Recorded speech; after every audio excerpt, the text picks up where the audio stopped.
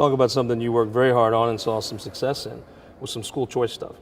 Huge, probably more of the, while you look at the dollar figure, what maybe it wasn't that impactful from a budgetary standpoint, symbolically, if nothing else, it was a big piece of legislation that you moved that you've worked on, well, since you started driving down here. Yeah, it's the first, I think, huge, it was just a flashpoint in the education reform conversation. There are so many people who have been doing this a lot longer than I have that were working really, really hard, for literally a couple of decades to get to this point.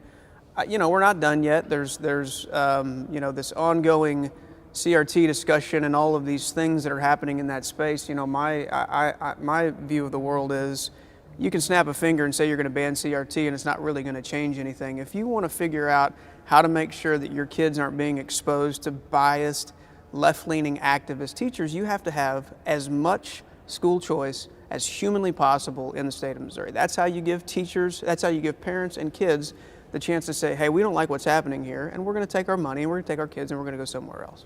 I've always been a public school guy. I'm a public school kid.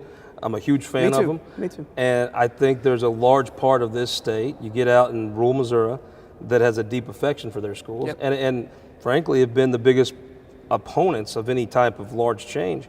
But I tell you what, between CRT, which I don't even know what that is, but whatever it is, and then between making kids wear a mask in school, I think you're seeing that support erode. And I don't know that public schools, I'm sure they think they're doing what's right, but not giving a parent a choice whether to put a mask on their kid to go to public school that they pay a hefty tax bill for. I think that was part of what passed that bill in the House this past year, was people pushing back on that. I think you're seeing that staunch support start to erode. Yeah, and when I first got here, I just didn't understand the conversation, the school choice, education establishment conversation.